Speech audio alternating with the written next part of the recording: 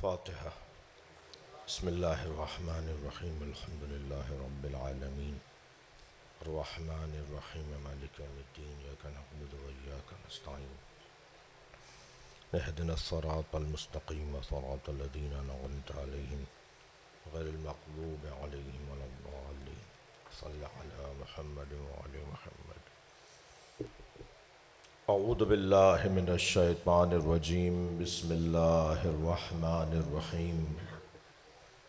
الحمد للہ الذی لا یبلغ مدحتہ القائلون ولا یحصی نقماءہ العادون ولا یعدی حقہ المجتہدون الذی لیس لصفتہ حد محدود ولا نعت موجود ولا وقت معدود ولا أجل ممدود فطر الخلائق بقدرته ونشر الرياح برحمته.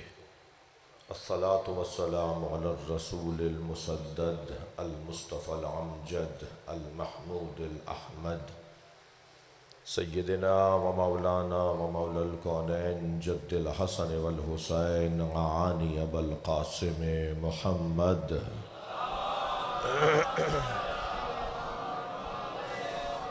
وآلہ الطیبین الطاہرین المعصومین الذین قال اللہ انما یرید اللہ لیذہب عنکم الرجس اہل البیت ویطہرکم تطہیرا. اللہم صل علی محمد وعلی محمد. ولعنۃ اللہ علی اعدائہم اجمعین من یوم عداوتہم الی قیام یوم الدین. اما بعد قال الحکیم فی قرآن الکریم. بسم اللہ الرحمن الرحیم. یا ایہا الذین آمنوا من یرتد منکم عن دینہ فسوف یأتی اللہ بقوم یحبهم ویحبونہ أذلة على المؤمنين أعزة على الكافرين يجاهدون في سبيل الله ولا يخافون لومة لائم ذلك فضل الله يؤتيه من يشاء والله واسع عليم. إنما وليكم الله ورسوله والذين آمنوا والذين يقيمون الصلاة ويؤتون الزكاة وهم راكعون. صلوات.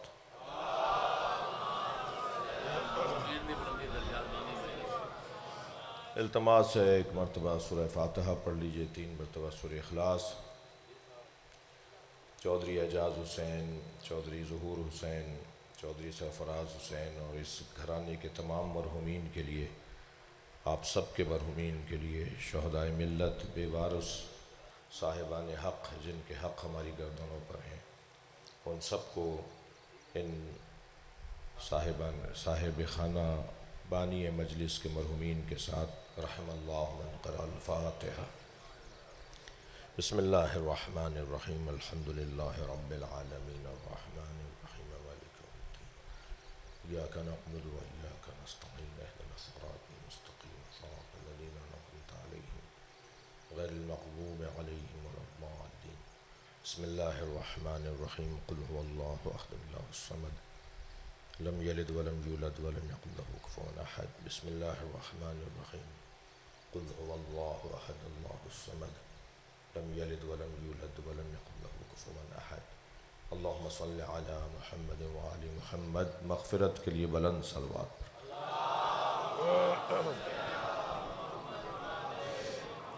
اس سے بھی بلند صلوات پڑھ لیجئے گا.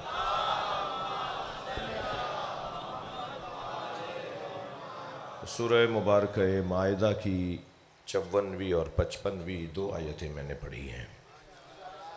پہلی آیت میں اللہ بتا رہا ہے کہ مولائی کون ہوتا ہے، اور دوسری آیت میں اللہ بتا رہا ہے کہ ولایت کس کی ماننی ہے. تو میں دونوں آیتیں، جو وہ دوسری آیت ہے آیت نمبر 55، اس آیت کا نام ہے آیہ ولایت. آیتوں کے نام ہیں، حدیثوں کے نام ہیں. تو یہ جو آیت ہے یہ ہے آیہ ولایت، جو شاید ہی کوئی مولائی بچہ ہو جسے یہ آیت یا یاد نہ ہو یا اس سے مانوس نہ ہو. انما ولیکم اللہ ورسولہ والذین آمنوا والذین یقیمون الصلاة ویؤتون الزکاة وہم راکعون۔ بے تحقیق تمہارا ولی اللہ ہے، اللہ کا رسول ہے، اور وہ جو صاحب ایمان ہے جس نے نماز قائم کی اور حالت رکوع میں زکوٰۃ دی۔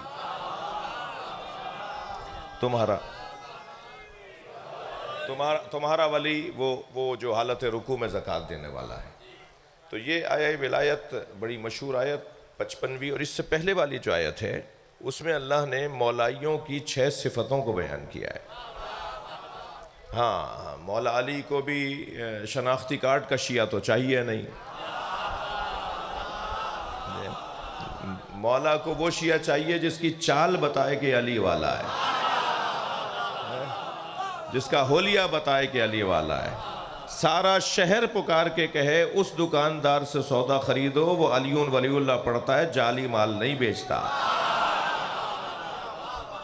پورے محلے میں پکار کر کہا جائے کہ اس کے پاس امانت رکھواؤ، وہ امانت میں خیانت نہیں کرتا، اس لیے کہ ولایت علی کو مانتا ہے۔ تو جو نشانیوں کے ساتھ جیتا ہو نا، وہ مولا کا چاہنے والا ہے۔ ویسے بھی جو نشانیوں کے بغیر رہتے ہیں وہ تاریخ میں گم ہو جاتے ہیں، جو علامتوں کے ساتھ رہتے ہیں وہ گم نہیں ہونے پاتے۔ دنیا کو کہنے دیجئے کالے کپڑے پہننا فلاں ہے، صحیح نہیں ہے، غلط ہے، فلاں ہے، کہنے دیجئے۔ ہم جب بازاروں میں، شاہراہوں پہ، ہم جب گلی کوچوں میں کالے کپڑے پہن کے نکلتے ہیں نا تو سب کو پتہ چل جاتا ہے حسین کے ذکر کا سفیر جا رہا ہے۔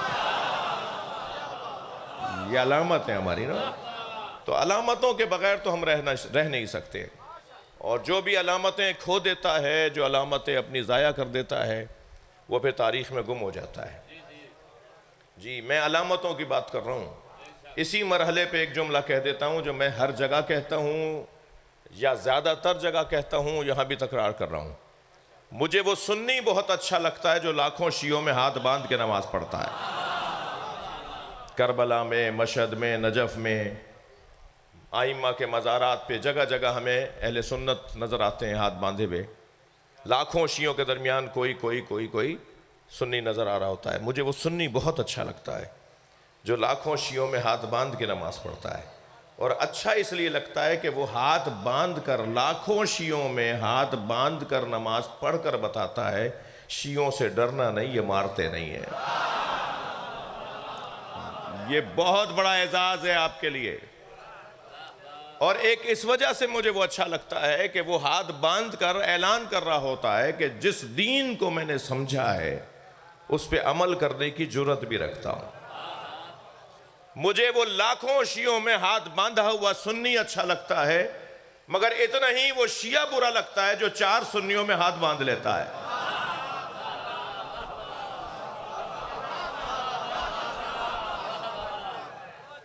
تم شرمندہ ہو کہ علی کو مانتے ہو؟ میں ان سے بات کر رہا ہوں۔ ہمارے یہاں کے افسران، ہمارے یہاں کے زمینداران، ہمارے یہاں کے سیاستداران، ہمارے یہاں کے وزراء، سیکٹریز، بڑے افسران جب چاہتے ہیں ہاتھ باندھ لیتے ہیں۔ تمہیں کوئی شرمندگی ہے کہ امام جعفر صادق کے فقہ پہ عمل کرتے ہو؟ سینہ ٹھوک کے کہو علی والا ہو۔ ویسے بھی علیون ولی اللہ پڑھنا بزدلوں کا کام نہیں ہے۔ ناراض نہ ہو مجھ سے، میں جو بات کر رہا ہوں اس کو منتقل کرنا چاہ رہا ہوں۔ بزدلوں کا 3 لوگوں کو تو یا علی مدد بولنا ہی نہیں چاہیے، 6 دفعہ سوچنا چاہیے مولا کا نام لینے سے پہلے۔ ایک بزدل کا کوئی کام علی سے نہیں ہے، ڈرپوک علی والا نہیں ہوتا۔ دوسرا کنجوس، کالر ادھڑے میں، پائچے پھٹے ہوئے، بٹن ٹوٹے ہوئے، چپل 2 طرح کی پہنی ہوئی ہے۔ کون صاحب ہیں یہ؟ ساروکی میں ان کی فلاں مارکیٹ کے اندر 15 دکانیں ہیں۔ جو اپنے اوپر پیسہ نہیں لگاتا وہ امام بارگاہ میں کیا لگائے گا؟ وہ مسجد میں کیوں لگائے گا؟ وہ مدرسے کی چھت کیوں بنوائے گا؟ کنجوس کا کام مولا کے ساتھ دوستی نہیں ہے۔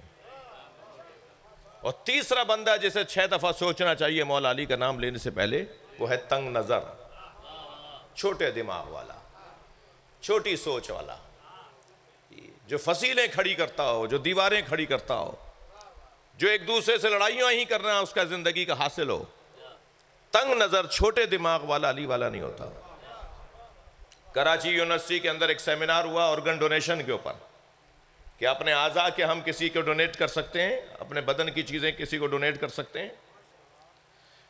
تو ایک دیوبندی عالم تھے مفتی شیرانی صاحب, ایک بریلوی عالم تھے مفتی منیب صاحب, ایک آپ کا نوکر تھا شہنشاہ حسین نقوی. ہم نے بھی مقالہ لکھا اس کے اندر, ہم نے بھی تقریر کی اس کے اندر, اور پھر وہ ہمارے مقالے SIOT نے, ڈاکٹر ادیب الحسن رضوی نے وہ مقالے کراچی یونیورسٹی کی طرف سے چھپوائے.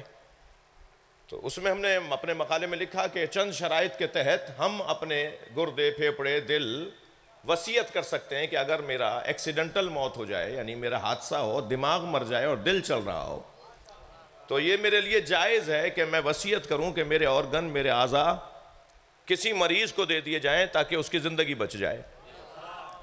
تو جب میں تقریر کر کے باہر آیا تو ایک صاحب نے مجھے روک لیا, کہنے لگے مولانا میرے گردے اگر عیسائی کو لگ گئے تو کیا ہوگا؟ ایک نے تو حد ہی کر دی, کہنے لگا میری آنکھیں اگر کسی سنی کو لگ گئیں تو کیا ہوگا؟ میں نے کہا بھائی پہلا جواب تو تمہیں یہ ہے کہ چھوٹے دماغ والا علی والا نہیں ہوتا. تم سری لنکا کی آنکھیں لگوا لو گے. اس وقت پاکستان میں سب سے زیادہ جو آنکھیں لگ رہی ہیں سری لنکنز کی لگ رہی ہیں. پاکستان کا مسلمان سری لنکا والوں کی آنکھیں تو لگوا لے گا مگر اپنا گردہ کسی سنی کو نہیں دے گا, جی اپنے پھیپڑے کسی عیسائی کو نہیں دے گا. میں نے اس کو کہا, میں نے جب تمہارا دماغ پڑھنے کے بعد تمہیں جواب دے رہا ہوں, اپنی آنکھیں کسی سنی کو دے دو, کیا معلوم وہ علم دیکھنے لگ جائے. دل تو بڑا کرو, صلوات پڑھیں محمد و آل محمد, اور بلند صلوات نبی اور آل نبی پر.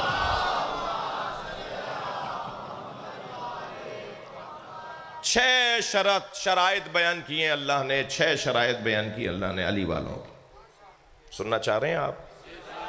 سب سے پہلی شرط, مگر آیت کا آغاز بڑا حسین ہے, ارشاد ہو رہا ہے یا ایھا الذین آمنوا من یرتد منکم عن دینہ, اے صاحبان ایمان اگر تم میں سے کوئی دین سے پھر گیا, تم میں سے کوئی دین چھوڑ کر چلا گیا, فسوف یأتی اللہ بقوم, تو اللہ تمہارے ایک کے جانے پر پوری قوم کو لے کر آئے گا.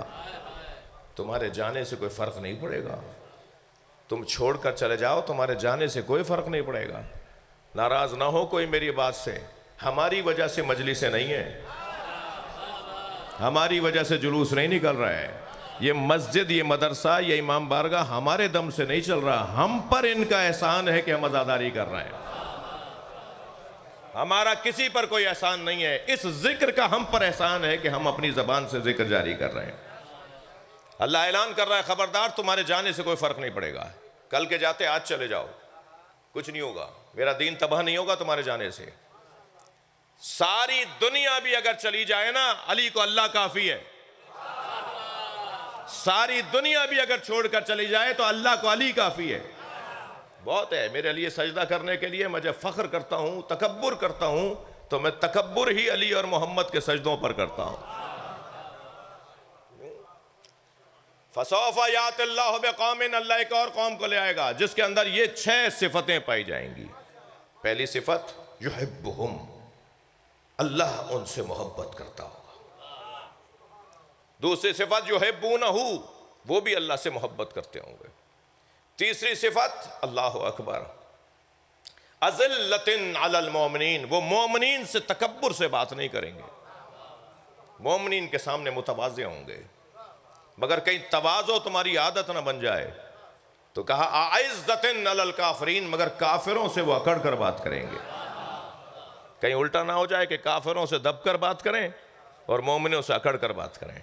اللہ کہہ رہا ہے نہیں, مومنوں سے دب کر بات کرو اور کافروں سے اکڑ کر بات کرو. یہ چوتھی صفت.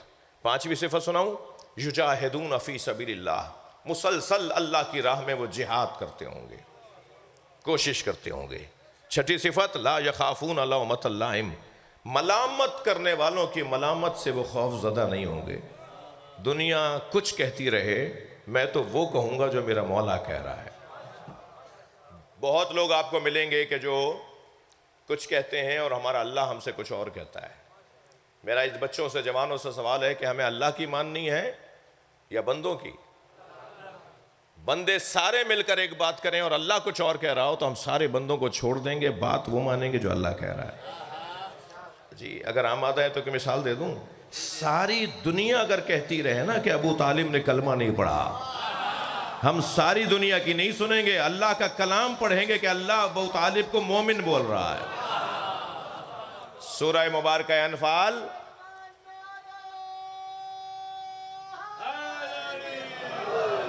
سورہ مبارکہ انفال آیت نمبر 74، عجیب آیت ہے حضرت ابو طالب کی عظمت پر۔ وَالَّذِينَ آوَوْا وَنَصَرُوا أُولَئِكَ هُمُ الْمُؤْمِنُونَ حَقًّا لَهُمْ مَغْفِرَةٌ وَرِزْقٌ کریم۔ جنہوں نے میرے نبی کو پناہ دی، جنہوں نے میرے نبی کی مدد کی، وہی واقعی مومن ہے۔ قرآن حضرت ابو طالب کو واقعی مومن کہہ رہا ہے۔ کہنے دیجئے دنیا کو جو کچھ کہہ رہی ہیں۔ یہ 6 صفتیں جس کے اندر پائی جاتی ہوں گی، وہ کون ہے؟ ذَلِكَ فَضْلُ اللَّهِ يُؤْتِيهِ مَن يَشَاءُ۔ یہ اللہ کا فضل ہے، جس پر اللہ اپنا فضل چاہے ڈال دے۔ اب اللہ کا فضل کیا ہے؟ اللہ کا فضل یہ ہے، انما ولیکم اللہ، تمہارا ولی اللہ ہے، وَرَسُولُهُ، اللہ کا رسول تمہارا ولی ہے، اور وہ جس نے جو ایمان لایا، جس نے نماز قائم کی اور حالت رکوع میں زکوٰۃ دی۔ ایک صاحب کہنے لگے، مولانا آپ کی اذانیں ہم نے سنی ہیں شیعہ بھائیوں کی، یہ اذانوں میں آپ کیا کہتے ہیں؟ اشہدو ان لا الہ الا اللہ ایک ہی جملہ ہے جو 2 دفعہ کہہ دیتے ہیں اللہ کے بارے میں، ایک ہی جملہ۔ اشہدو ان محمد الرسول اللہ ایک ہی جملہ۔ جب علی کی بات آتی ہے تو لائن لگا دیتے ہیں، اشہدو ان امیر المومنین و امام المتقین وصی رسول اللہ و خلیفتہ، لائن لگا دیا آپ نے۔ اللہ کے لیے ایک جملہ، رسول اللہ کے لیے ایک جملہ، علی کے لیے 4 جملے۔ تو میں نے مسکرا کے کہا بھائی ہمارا کوئی قصور نہیں ہے، اللہ بھی جب علی کی بات کرتا ہے تو لائن لگا دیتا ہے۔ جی آپ اسی آیت کے اندر لے لیجئے، انما ولیکم اللہ ایک جملہ۔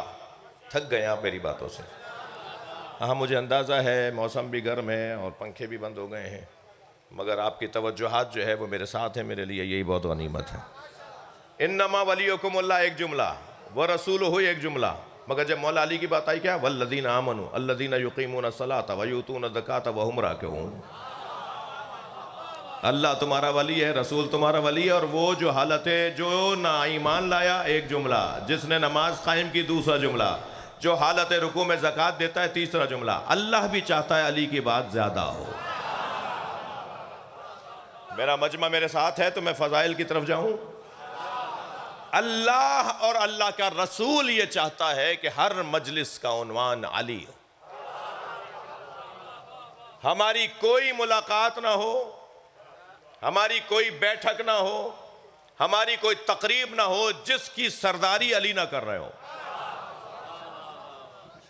جی مجھے پنجابیوں اور سندھیوں میں کچھ لوگوں سے پیار ہے، وہ پیار اس لیے ہے کہ جب یہ دونوں آپس میں ملتے ہیں تو سلام کے بعد یا علی مدد کہہ کے نبی کی سنت پہ عمل کرتے ہیں۔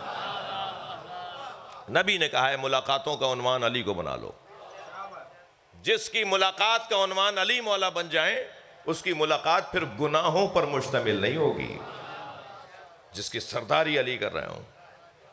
بات بہت روشن ہے۔ جس موضوع کے اوپر میں تھوڑی دیر رکنے کی کوشش کروں، وہ عزیزان گرامی موضوع اللہ کا پسندیدہ مضمون ہے۔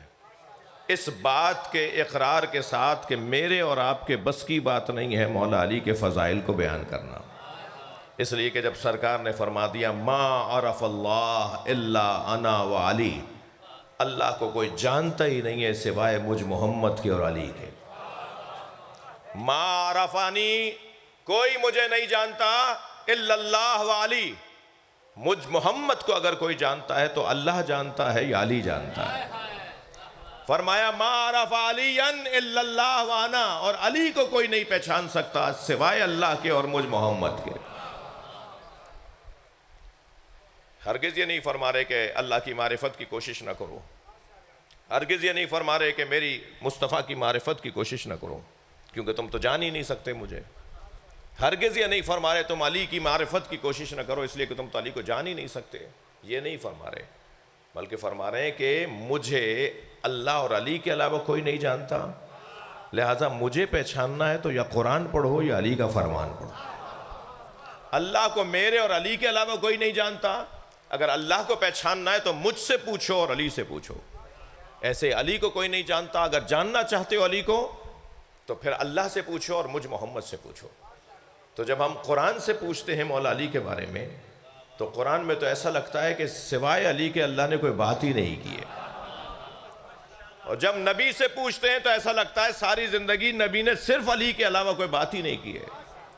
مجھ طالب علم سے اگر کوئی کہے کہ مولانا نبی کی 63 برس کی زندگی، میں نبی کی 23 برس کی زندگی کا قائل نہیں ہوں۔ ہم 40 سال کے بعد نبی ہونے کے قائل نہیں ہیں۔ ہمارے نبی 40 سال کے بعد نبی نہیں ہوئے ہیں۔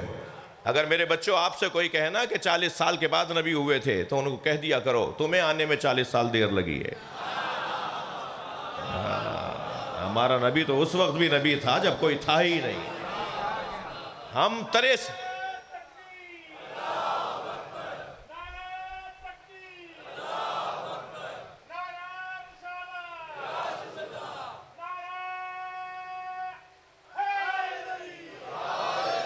ماشاءاللہ ماشاءاللہ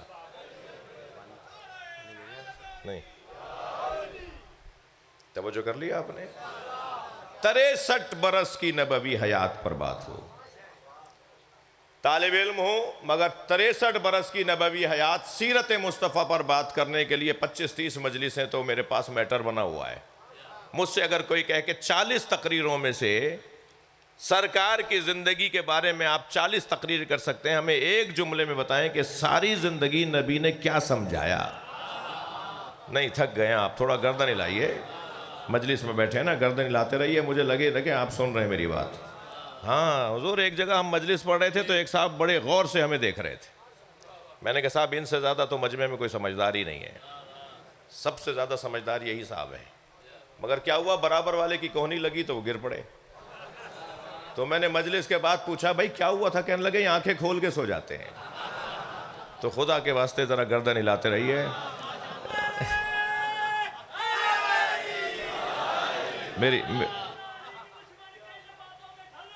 ہاں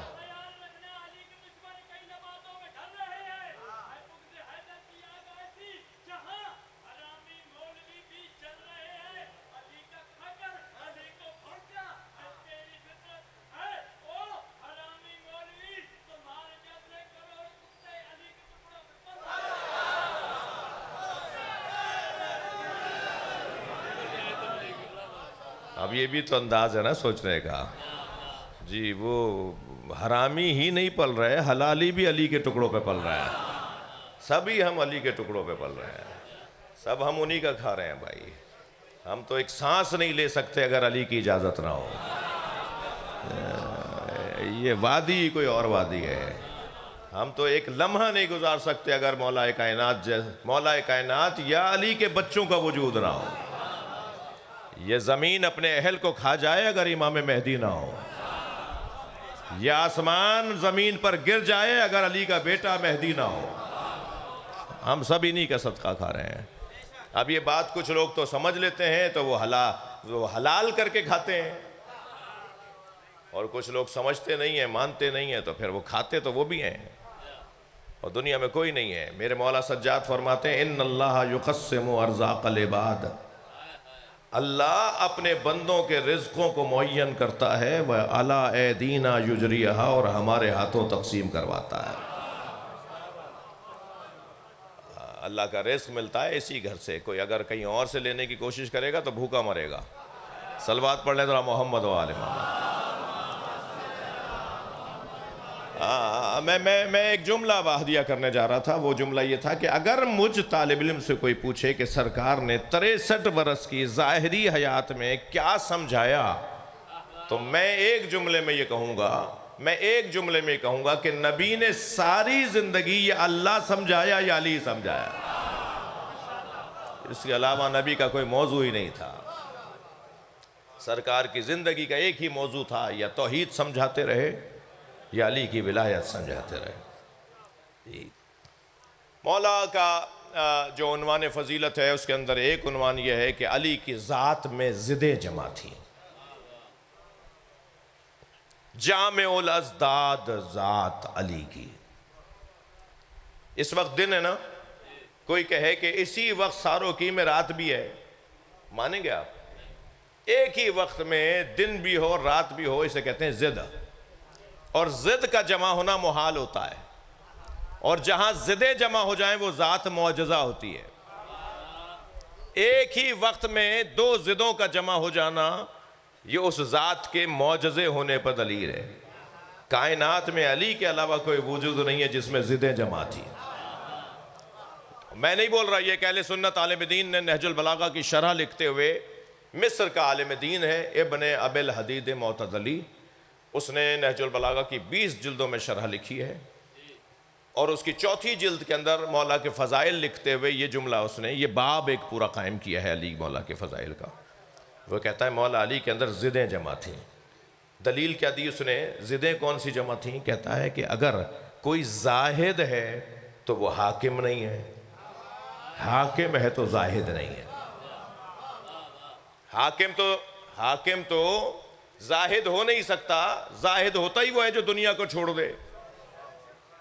جو دنیا کو لے لے وہ حاکم بن جاتا ہے، جو دنیا کو چھوڑ دے وہ زاہد بن جاتا ہے. علی ایک ہی وقت میں زاہد بھی ہیں، ایک ہی وقت میں حاکم بھی ہیں. زاہد اتنے بڑے ہیں، تھکے نہیں میری باتوں سے، زاہد اتنے بڑے ہیں مولا علی، زاہد اتنے بڑے ہیں مولا علی کہ دنیا کا کوئی پیر نہیں ہے جس کا مرشد علی نہ ہو. لہذا سہون شریف ہے، دہلی شریف ہے، اجمیر شریف ہے، اچ شریف ہے، مگر نجف اشرف ہے. سارے دنیا کے پیر مولا علی کو اپنا مرشد مانتے ہیں. دنیا کا کوئی پیر نہیں ہے جو علی کا گھڑا نہ بھرتا ہو. زہد علی ابن ابی طالب کا اس درجے پر ہے کہ دنیا میں زہد کا عنوان بغیر علی کے بنتا ہی نہیں ہے. اور حاکم اتنے کامیاب ہیں کہ 1400 سال بعد بھی کوفی عنان سیکرٹری جنرل اقوام متحدہ 2005 میں عالمی سطح پر ایک سیمینار منعقد کرواتا ہے کہ لکھ کر لاؤ، مقالے لے کر آؤ، کتابیں لے کر آؤ کہ حکومت کیسے کامیاب چلے، حکومتوں کو کیسے کامیاب بنایا جائے، حاکم کیسے کامیاب حکومت چلا سکتا ہے. تو بڑے مقالے آئے، مگر آخری دن جب اس کی تقریر تھی نا تو اس نے اپنے ہاتھ میں ایک کتاب اٹھا کر کہا کہ مقالے تو ہزاروں آئے، تحریریں تو ہزاروں آئیں، مگر سب سے اچھی تحریر مسلمانوں کے خلیفہ علی بن ابی طالب کی ہے، جو انہوں نے مصر کے گورنر کو لکھ کر دیا تھا کہ کیسے حکومت چلائی جائے گی. تو علی حاکم بھی ہیں، علی زاہد بھی ہیں. یہ دونوں ضدیں جمع علی میں. دوسری ضد بتا دوں، جو شجاع ہوتا ہے وہ سخی نہیں ہوتا، جو سخی ہوتا ہے وہ سخت دل نہیں ہوتا.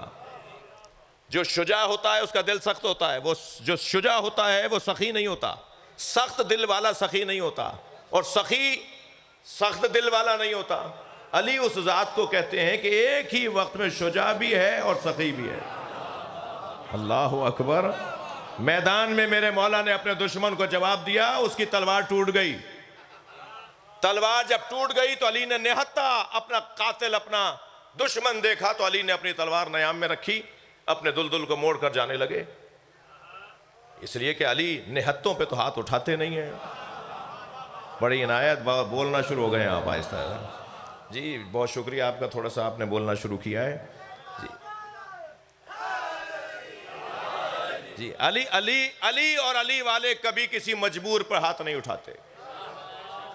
میرے مولا نے تلوار نیام میں رکھ کے جانا شروع کیا تو اس کی آواز آئی، یا علی حبلی سیفک، اپنی تلوار مجھے دے دیں. مولا نے ایک لمحہ نہیں لگایا، اپنی تلوار نکال کر اس کی طرف پھینک دی. اڑتی بھی تلوار اس کی طرف آ رہی تھی، اس نے اپنا تلوار کو جھپٹا پکڑا اور تلوار تان کر مولا علی کے قریب آنے لگا. بالکل قریب آ کر علی کے چہرے کو دیکھ کر کہنے لگا، آپ کا چہرہ مجھے مار رہا ہے. اس لیے کہ علی مولا کے چہرے کا اطمینان اسے مار رہا تھا. کہنے لگا کوئی اپنے قاتل کو تلوار دیتا ہے؟ اللہ اکبر. مولا مسکرائے، مولا نے فرمایا پہلے قاتل تھا پھر سائل ہو گیا تھا. علی سے مانگنے والا خالی ہاتھ جاتا ہی نہیں ہے.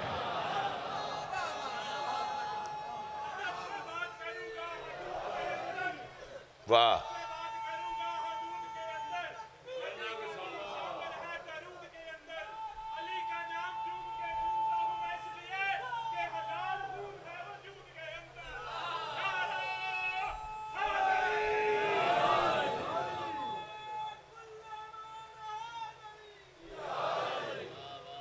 نہیں، جتنا زور لگا کے نعرہ لگایا ایسا جواب تو نہیں دیا آپ نے. دوبارہ لگاؤ.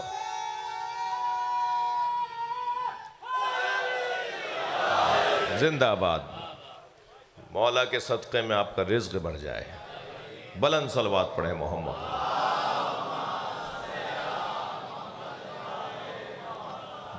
جامع الازداد پر آپ گفتگو سن رہے ہیں. علی مولا میں ضدیں جمع ہیں. آپ کی توجہات میرے ساتھ ہیں تو میرا دل کہہ رہا ہے ایک مثال اور دے دوں. جس کا ہاتھ نرم ہوتا ہے نا اس کی رائٹنگ اچھی ہوتی ہے. رائٹنگ جن کی اچھی ہوتی ہے نا ان کا ہاتھ نرم ہوتا ہے. سخت ہاتھ نہیں ہوتا جن کا. سخت ہاتھ والے سے قلم چلتا ہی نہیں ہے. رائٹنگ بگاڑ دے گا وہ اپنا. کیڑے مکوڑے بنا دے گا کاغذ پر اس لیے کہ اس کا ہاتھ نرم نہیں ہے. جس کی رائٹنگ اچھی ہوتی ہے بچوں اس کا ہاتھ نرم ہوتا ہے. جس کا ہاتھ نرم ہے نا اس کی رائٹنگ اچھی ہو سکتی ہے. جو قلم اچھا چلاتا ہے اس کا ہاتھ نرم ہوتا ہے. جو لوہا اچھا چلاتا ہے اس کا ہاتھ سخت ہوتا ہے. آپ ہاتھ ملا کے دیکھ لیجئے لوہاروں سے. جو ہتھوڑے چلا رہے ہوتے ہیں ان سے ہاتھ ملا کے دیکھیے. پتھر سا ہاتھ ہوگا, لوہا سا ہاتھ ہوگا اس کا. جو لوہا اچھا چلائے اس کا ہاتھ سخت. جو قلم اچھا چلائے اس کا ہاتھ نرم. قربان جائیں علی کی ذات پر. قلم چلائے تو صلح حدیبیہ, لوہا چلائے تو ذوالفقار. دنیا میں اتنا اچھا لوہا علی کے علاوہ کسی نے چلایا ہی نہیں, اور دنیا میں اتنا اچھا قلم علی کے علاوہ کسی نے چلایا ہی نہیں. میرے سنی بھائی بھی آئے بیٹھے ہیں. بعض شبہات ہیں جو ہمارے اوپر ڈالے جاتے ہیں. لاہور بہت دور نہیں ہے. یہاں کے ایک ڈاکٹر صاحب نے اعتراض کیا کہ جب نبی سرکار نے اپنے آخری ایام میں کاغذ اور قلم مانگا, ناراض تو نہیں ہو رہے آپ؟ جب سرکار دو جہاں نے اپنے آخری ایام میں کاغذ اور قلم, واقعہ جمعرات مشہور ہے, وہ جمعرات کا دن تھا, سرکار نے کاغذ اور قلم مانگا کہ مجھے کاغذ لا دو, قلم لا دو. تو کاغذ اور قلم تو علی مولا کے پاس ہوتا تھا. یہ شیعہ ناراض کہیں اور کیوں ہوتے ہیں جی؟ کاغذ اور قلم تو مولا علی کے ہاتھ میں تھا. مولا علی ہی نبی کی تحریریں لکھتے تھے. تو پھر ناراضگی کہیں اور کیوں ہے آپ کی؟ تو میں نے کوئی 7-8 جواب دیے تھے, ان میں سے ایک جواب آپ کے حوالے کر دیتا ہوں. ہم نے ایک جواب یہ دیا تھا کہ اگر کاغذ اور قلم مولا علی کے ہاتھ میں ہوتا تھا تو کسی اور نے یہ کیوں کہا میں قرآن کافی ہے؟ صلوات پڑھ لیں محمد و آل محمد پر, اور بلند صلوات نبی کی ذات پر.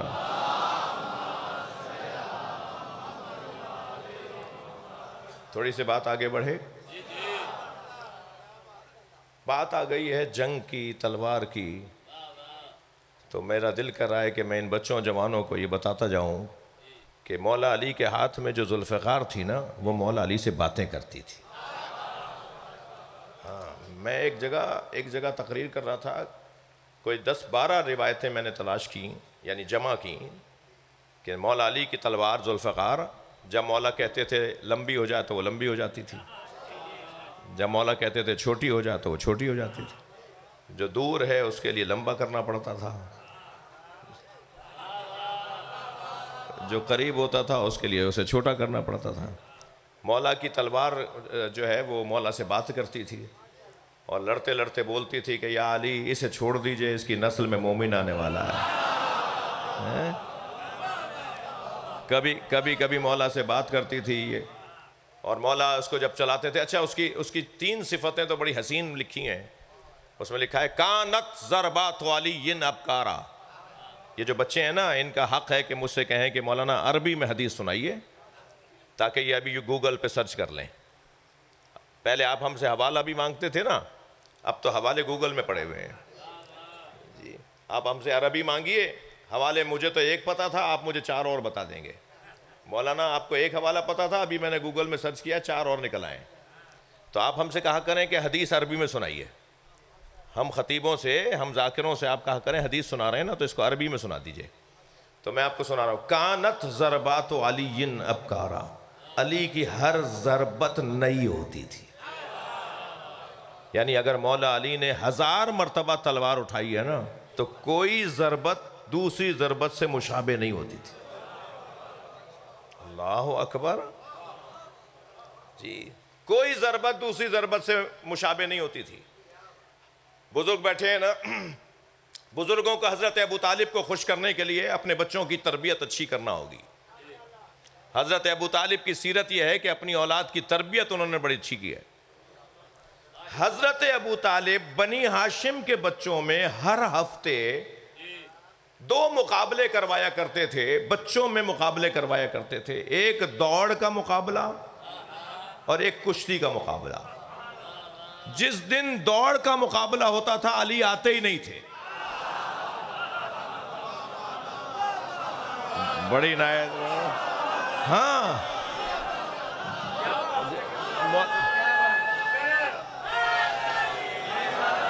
اور جب ایک مرتبہ حضرت ابو طالب نے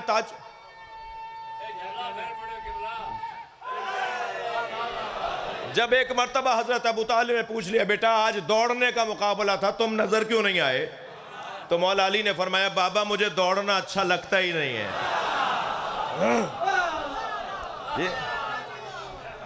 لیکن جب کشتی کا مقابلہ ہوتا تو علی سب سے پہلے کھڑے ہوتے تھے. جس ہفتے کشتی کا مقابلہ ہوتا تھا اور مولا علی کشتی لڑتے تھے اور پھر جب کشتی کا مقابلہ علی سے پڑتا تھا کسی کا تو علی مولا اسے 2 لمحوں میں ہی پٹک دیتے تھے. تو بچے آپس میں طے کرتے تھے کہ اس ہفتے علی نے یہ داؤ لڑا ہے. پہلوان بیٹھے ہوئے یا نہیں؟ اس ہفتے علی نے یہ داؤ لڑا ہے تو اب آئندہ ہفتے ہم یہ والے داؤ کی مشق کر کے آئیں گے. تو علی جب دوسرے ہفتے آ کے لڑتے تھے نا کشتی تو ایک نیا داؤ لڑتے تھے. پھر یہ سب تیاری کرتے تھے. اب 2 داؤ ہو گئے، علی 2 طرح سے لڑتا ہے. پھر تیسرے ہفتے علی ایک اور نیا وار کرتے تھے. یعنی مولا علی کم سنی سے جوانی تک آ گئے، کوئی داؤ علی کا تکرار نہیں ہوا. ہر مرتبہ میرے مولا نے نیا انداز اپنایا. تو جب ہر مرتبہ نیا انداز ہوگا تو دشمن مقابلہ کیسے کرے گا؟ مولا علی کی ضربتوں میں ایک ضربت کی کیفیت اور صفت یہ ہے کہ کانت ضربات علی ابکارا، علی کی ہر ضربت نہیں ہوتی تھی. کانت ضربات علی عادلہ، توجہ، علی کی ہر ضربت عدل کے مطابق ہوتی. یعنی علی اگر مولا عمودی چلاتے تھے نا، عمودی سر پہ مارتے تھے نیچے کی طرف، عمودی چلاتے تھے یا افقی چلاتے تھے تلوار، دونوں دھڑ برابر کے کٹ کے گرتے تھے. توجہ چاہوں گا، ایک رائی کے برابر، ایک گرام، ایک تولہ ماشا فرق نہیں ہوتا تھا دونوں دھڑوں میں. جس کی ضربت میں ایسی عدالت ہو اس کی حکومت میں کیسی عدالت. غور کر لیا آپ نے؟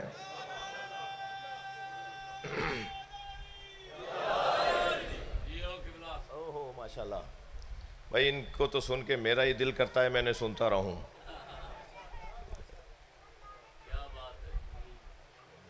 جی نوید بھائی، ناہید صاحب نا، بہترین.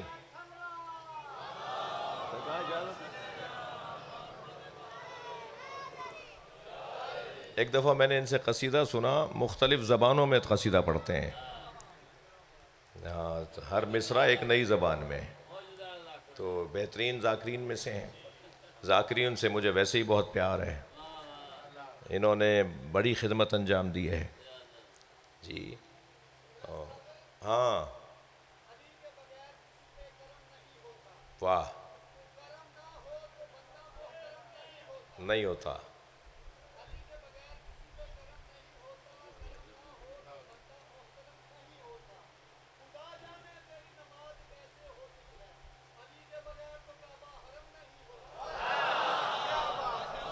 سامنے بہت روشن پیغام، بہت روشن پیغام۔ مولا علی کی ذات معجزہ ذات ہے۔ جس علی مولا کو پہچاننے کے لیے یا معیار الہی چاہیے یا کسوٹی مصطفی چاہیے، اسے امت کا ملا کیسے سمجھے گا؟ ہمارے بس کی بات نہیں ہے، لوگوں کے بس کی بات نہیں ہے۔ ہماری مثال میرے عزیزوں ایسی ہے جیسے ہم سمندر کے کنارے کھڑے ہو کر سمندر کی تعریفیں کر رہے ہوں۔ ہمیں کیا پتہ اس کی گہرائی کتنی ہے، ہمیں کیا معلوم اس کی وسعتیں کتنی ہیں، ہمیں کیا پتہ اس کے اندر کیا کیا ہیرے مونگے جواہرات پائے جاتے ہیں۔ مجھے اپنے دو مصرے یاد آ رہے ہیں ناہید بھائی، میں کبھی کبھی شاعری کر لیتا ہوں۔ عرض کیا تھا کہ سرمے طور لگا دیدہ تر پیدا کر۔ شعر تو ایسے نہیں سنیں گے بھائی۔ سرمے طور لگا دیدہ تر پیدا کر، شوق دیدار اگر ہے تو نظر پیدا کر۔ سرمے طور لگا دیدہ تر پیدا کر، شوق دیدار اگر ہے تو نظر پیدا کر۔ زینہ منبر شبیر سے بڑھ کر کیا ہے؟ زینہ منبر شبیر سے بڑھ کر کیا ہے؟ مل گیا تجھ کو شرف، اس پہ نہ شر پیدا کر۔ اور ان کے احسان پر احسان چلے آتے ہیں، ان کے احسان پر احسان چلے آتے ہیں، اپنی الفت میں بھی انداز دگر پیدا کر۔ اور جس ایک شعر کی خاطر میں نے آپ کو یہ 4 شعر سنا دیے، وہ شعر یہ تھا کہ ساحل عشق پہ رک جانے سے حاصل کیا ہے؟ عاشقوں کا مجمع ہے بھائی، یہ عشق کے بغیر نہیں ہو سکتا گرمی میں بیٹھنا۔ یہ جو بغیر، ابھی تو کبھی کبھی پنکھا چل جاتا ہے، کبھی کبھی بند ہو جاتا ہے، بعض جگہ ابھی بھی بند ہے، تو مگر آپ کو کہ فرق پڑتا ہے؟ نہیں، یہاں تو بہت اچھا انتظام ہے۔ ہمارے بھائی بچے ناروے سے آئے ہوئے انتظامات سنبھالنے کے لیے۔ یہاں تو بعض جگہ تو نہیں ہوتا نا کچھ، مگر کیا کوئی فرق پڑتا ہے؟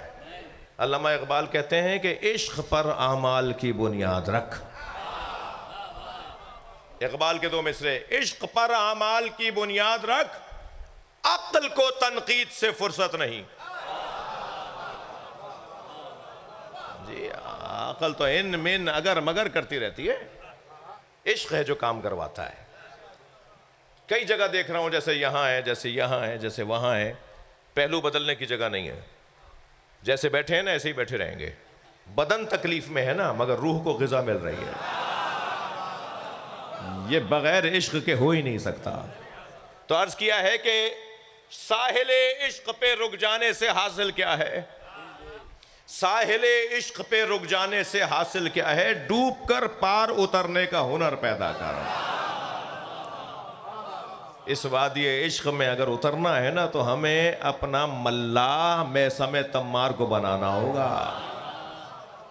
میثم تھا جو اس سمندر عشق میں اترا اور باہر آیا، ورنہ بہت سارے لوگ، عبداللہ ابن سبا جیسے لوگ، نصیر جیسے لوگ اس وادی عشق میں اترے اور بہک گئے، واپس ہی نہیں آ پائے۔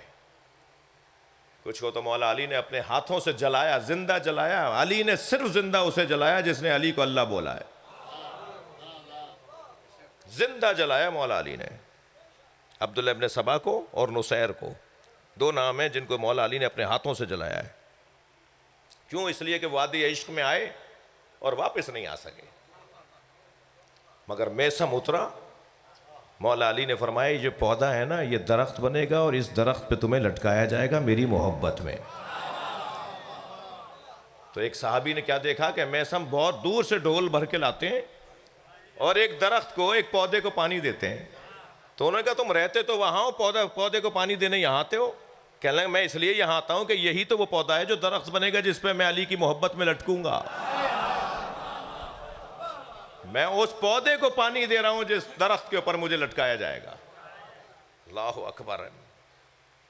دکان چھوڑ کر چلے گئے میثم، بس آخری بات میں 2 جملے مصائب پڑھوں گا۔ میثم دکان، کھجوروں کی دکان، خرموں کی دکان اپنی چھوڑ کر چلے گئے، کسی کام سے چلے گئے۔ مولا علی کا وہاں سے گزر ہوا، فقیروں نے علی کو گھیر لیا۔ علی مجھے ہمیں کچھ دیں، علی ہمیں کچھ دیں۔ علی نے، مولا نے دکان کی طرف دیکھ کے فرمایا کہ میثم کی ساری کھجوریں بانٹ دو انہیں۔ حضرت قمبر نے ساری دکان ان کی بانٹ دی۔ اب جب میسم آئے تو میسم نے دیکھا کہ دکان میری خالی ہے، میری کھجوریں بڑھ گئی. وہاں مولا بھی قریب میں تھے، اس نے کہا میری دکان کہاں چلے گا؟ علی نے بانٹ دی. تو مولا علی کے قریب آ کے کہنے لگا مولا میرا مال نہیں، میری جان بھی آپ کے حوالے ہے. بس مولا علی نے یہ جملہ سنا تو میسم کے سینے پہ ہاتھ رکھ کر علی نے کچھ ارادہ فرمایا. جیسے ہی علی مولا نے ارادہ فرمایا نا، پھر علی نے میسم کے دل میں 2 علم منتقل کر دیے، ایک علم منایا اور ایک علم بلایا. اس محبت کے بدلے میں مولا علی نے میسم کے سینے میں 2 علم منتقل کیے ہاتھ کے ذریعے، ایک علم بلایا ایک علم منایا. میسم دیکھ کر بتا دیتے تھے کہ تم کب مرو گے. اللہ اکبر. میسم تمار بندوں کو دیکھ کر بتاتے تھے یہ مرے گا کیسے، اور میسم تمار بندے کو دیکھ کر بتا دیتے تھے کہ اس کی زندگی میں کہاں کہاں مشکلات اور آزمائشیں اور بلائیں آئیں گی. مختار ثقافی زندان کے اندر مایوس ہو گئے تھے کہ اب تو مجھے آج یا کل لٹکا دیں گے سولی کے اوپر. تو میسم قریب آئے اور میسم کہنے لگے مختار مبارک ہو. کہا کیا بات ہے، مجھے تو اب موت کی خبر آنے والی ہے. کہا نہیں، علی نے تمہارے بارے میں کہا ہے مختار ہمیں خوش کرے گا. کہا مختار ہماری آل کو، ہمارے بچوں کو، ہمارے خاندان کو خوش کرے گا. مختار کہتے ہیں جب مجھے میسم نے یہ بتا دیا نا، مجھے تسلی ہو گئی کہ اب مجھے دنیا کی کوئی طاقت پھانسی نہیں چڑھا سکتی، اس لیے کہ علی نے میرے لیے کہہ دیا ہے کہ میں علی کے بچوں کا بدلہ لوں گا. میرے بھائی ابھی میرے بات پڑھیں گے، بہت اچھا پڑھیں گے. مختار نے اپنے دربار میں چند سپاہیوں سے ایک سوال کیا، اتنا بتاؤ آخری وقت میں حسین کیا کر رہے تھے؟ کہا آخری وقت میں حسین گھوڑے پر جب ڈگمگا رہے تھے، ہم سب چاہتے تھے حسین کو گرائیں. کوئی نیزہ چبھ ہو رہا تھا، کوئی پتھر مار رہا تھا، کوئی حسین ابن علی کے قریب آ کر برچھی مار رہا تھا. حسین فرزند زہرا زخمی ہو گئے تھے، ہر شخص چاہتا تھا کہ حسین کو گرائے. مگر آخری وقت میں ہم نے ایک عجیب منظر دیکھا، اور منظر یہ تھا کہ حسین جس طرف گرتے تھے نا اس طرف اشارہ کر کے کہتے تھے لا واللہ، ہاتھ کا اشارہ کر کے کہتے تھے مجھے نہیں چاہیے، اور پھر گھوڑے کی زین پکڑ کے سنبھلتے تھے. پھر جب دوسری طرف گرنے لگتے تھے پھر وہاں اشارہ کر کے کہتے تھے مجھے نہیں چاہیے. تو وہ کہنے لگے کہ ہم میں سے کوئی کچھ نہیں دے رہا تھا، ہم تو سب گرانا چاہتے تھے، مگر ہمیں سمجھ میں نہیں آتا تھا کہ حسین کس سے بات کر رہے ہیں. کوئی بھی تو نہیں تھا وہ جس سے حسین بات کرتے، سب تو حسین کے دشمن تھے وہاں. تو ایک مرتبہ میں نے ایک اللہ کے ولی عالم دین سے جملہ سنا کہ انہوں نے امام معصوم سے نقل کیا کہ جب امام گرنے لگتے تھے نا، جناب زہرا آگے بڑھ کے کہتی تھی میری گود میں آ جاؤ، اور امام اشارہ کر کے کہتے تھے اماں یہ میرا امتحان ہے، مجھے خود زمین کربلا پہ گرنے دیجئے. پھر دوسری طرف جب گرتے تھے تو وہاں بی بی آ کے کہتی تھی میری آغوش میں آ جا، اور امام فرماتے تھے اماں یہ میرا امتحان ہے، مجھے خود زمین کربلا پہ گرنے دیجئے. اب کربلا کا میدان ہے، حسین آخری وقت میں میدان کربلا میں اپنا جہاد پیش کر رہے ہیں. عزادارو، ایک مسافر ہے جس کا نام لکھا ہے عبداللہ ابن عفیف ازدی، کوفے کا رہنے والا ہے. کئی مہینوں کے بعد کوفے میں داخل ہوا.